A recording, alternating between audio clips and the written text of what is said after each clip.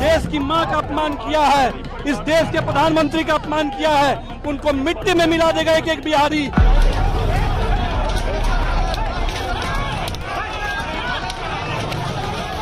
नमस्कार, आप देख रहे हैं द रिपोर्टर गिरी का डिजिटल प्लेटफॉर्म और मैं आपके साथ अभय गिरी। राजनीति की बहसें आपने बहुत देखी होंगी, लेकिन आज जो दृश्य सामने आए हैं उन्होंने भारतीय लोकतंत्र की आत्मा को हिला दिया है। प्रधानमंत्री नरेंद्र मोदी ने भी कभी कांग्रेस की पूर्व अध्यक्ष सोनिया गांधी को जर्सी गाय और राहुल गांधी को बछड़ा कहा था, और अब कांग्रेस के मंच से प्रधानमंत्री की मां के लिए गाली दी गई। सवाल यह नहीं है कि किसने किसे क्या कहा, सवाल यह है कि क्या अब हमारे देश के नेता एक दूसरे की माताओं का भी सम्मान भूल गए हैं। सोचिए, एक मां जिसने अपने बेटे को बड़े संघर्षों से पाला, उसे देश का प्रधानमंत्री बनते देखा, और दूसरी और एक मां जिसने अपना परिवार खोया, बलिदान दिया और राजनीति में अपने बच्चों को आगे बढ़ाया। लेकिन राजनीति की यह कड़वी लड़ाई इन माताओं की गरिमा तक की चोट पहुंचा रही है। नेताओं की जुबानी जंग अब इतने नीचे गिर चुकी है कि परिवार और माताएं अपमान का शिकार हो रही हैं। क्या यही है हमारी संस्कृति? क्या यही है हमारे संस्कार? आज देश की हर मां अपमानित महसूस हो रही है, क्योंकि राजनीति ने मुद्दे को छोड़ मां जैसे पवित्र रिश्ते को भी अपने खेल का हिस्सा बना लिया है। राजनीति की यह लड़ाई नेताओं की नहीं, बल्कि मातृत्व की हार है, और यही हार आज हर संवेदनशील दिल को रुला रही है। अब सवाल सिर्फ इतना है, क्या नेता फिर कभी राजनीति को मुद्दे पर लाएंगे, या फिर आने वाले दिनों में हर मां, हर परिवार राजनीति के इस जहर का शिकार बनेगा। देश रो रहा है क्योंकि हमारी सियासत ने मां के सम्मान को भी दांव पर लगा दिया है। भाइयों बहनों, बता दीजिए, इस देश में कभी किसी ने 50 करोड़ की गर्लफ्रेंड देखी है? 50 करोड़ की गर्लफ्रेंड ये गरीब देश में। कांग्रेस ने ऐसी सरकार चलाई कि जो बेटी पैदा नहीं हुई, जिस बेटी का जन्म नहीं हुआ, वो कांग्रेस सरकारों के कागज पे वो बेटी की विधवा भी हो गई और बेटी के विधवा पेंशन भी मिलना शुरू हो गया। ये रुपये कौन कौन विधवा थी जो लेती थी? ये कांग्रेस की कौन सी विधवा थी जिसके खाते में रुपया जाता था? मैं प्रधानमंत्री जी की इस बात से सहमत हूं कि प्रधानमंत्री जी की मरी हुई मां को गाली देना करोड़ों माओं को गाली देना है, और दोषियों के खिलाफ कठोरता से कार्रवाई होनी चाहिए। पर प्रधानमंत्री जी, जैसे आपकी मां है वैसे मेरी भी मां है। मेरी भी मां को, मेरी भी मरी हुई मां को आपके राष्ट्रीय प्रवक्ता ने बहुत नीच, निर्लज्ज और भद्दी गाली दी थी, और वो भी खुलेआम एक बहुत प्रतिष्ठित चैनल पर खुलेआम गाली दी थी। क्या किया आपने उसके खिलाफ? क्या आपने माफी मांगी? जैसे आप राहुल गांधी जी से माफी मंगवाना चाहते हैं, जो कि उस मंच पर नहीं थे, तेजस्वी जी उस मंच पर नहीं थे, छोड़ के जा चुके थे। हमारा कोई कार्यकर्ता था, या हमें तो उम्मीद है कि वो आपका कार्यकर्ता था। आप राहुल गांधी से माफी मांगने के लिए कह रहे हैं। मैंने तो आपको पत्र भी लिखा था। क्या आपने कोई कार्रवाई की भारतीय जनता पार्टी के उस प्रवक्ता के खिलाफ? क्या भारतीय जनता पार्टी के प्रवक्ता कानून से इम्यून है? क्या आपने एफआईआर की? क्या मेरी मां को गाली देने वाले भारतीय जनता पार्टी के राष्ट्रीय प्रवक्ता को आपने पार्टी से हटाया? वो आज भी प्रवक्ता के पद पर है, आज भी चैनल्स पर डिबेट कर रहा है। तो प्रधानमंत्री जी, मेरी मां और आपकी मां बिल्कुल एक है। जैसे आपकी मां को गाली देने से करोड़ों माओं का अपमान हुआ है, ऐसे ही मेरी मां को भी गाली देने से करोड़ों का अपमान हुआ। मुझे उम्मीद है कि आप निर्णायक कार्रवाई करेंगे, दोनों ही केस में निर्णायक कार्रवाई करेंगे। आपकी मां और मेरी मां को अलग अलग नहीं करेंगे, क्योंकि दोनों की मां है करोड़ों माओं का प्रतिनिधित्व करती है।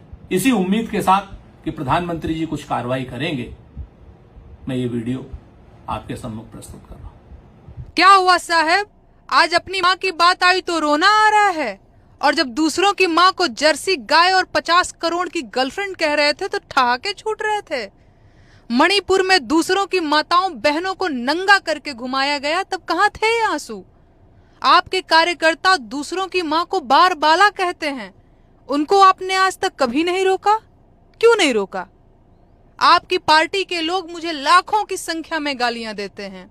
क्या मेरी माँ माँ नहीं है? क्या उसका सम्मान नहीं है? क्या मैं देश की बेटी नहीं हूं?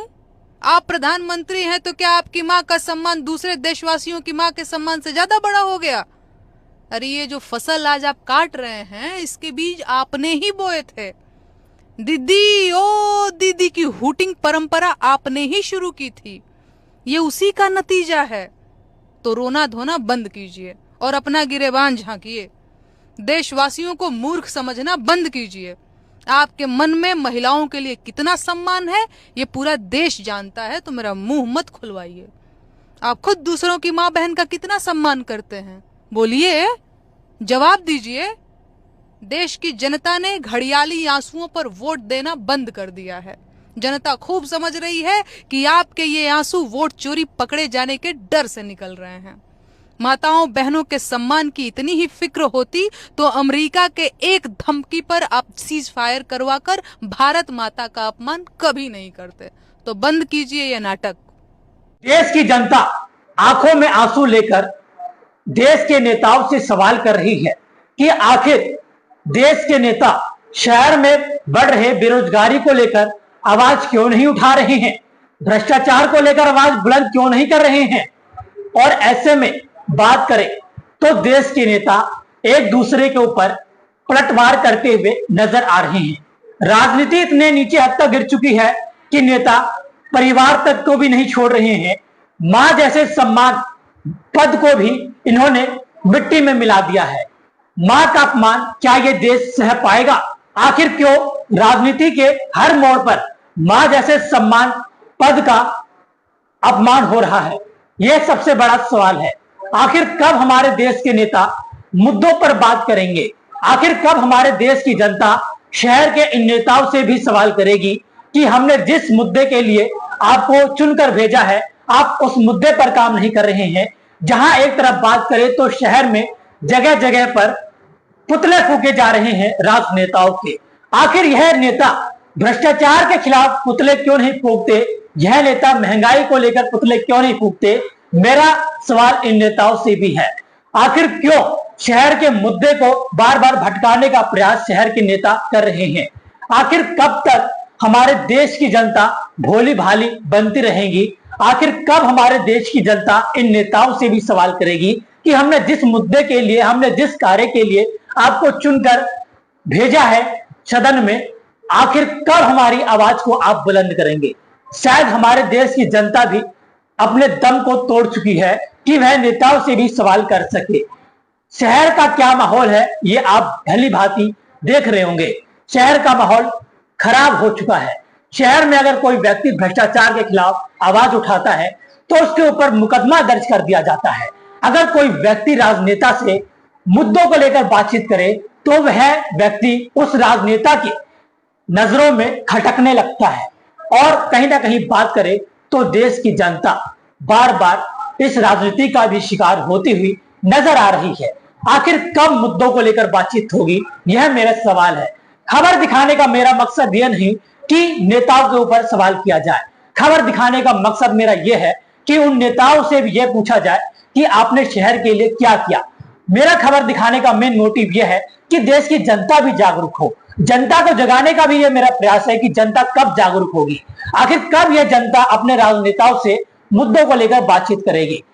बात करें, चुनाव जब आता है तो बड़े बड़े वादे किए जाते हैं। चुनाव बीत जाने के बाद वह वादे फीके पड़ जाते हैं।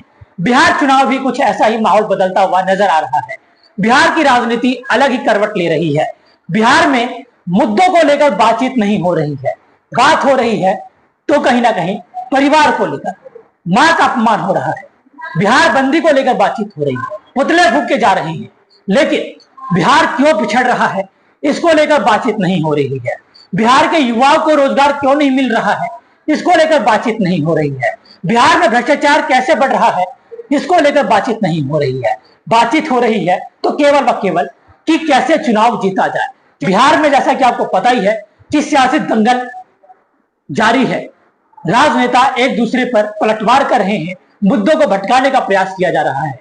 अगर ऐसा ही चलता रहा तो एक दिन जनता का पूरी तरीके से विश्वास राजनेताओं के ऊपर से उठ जाएगा।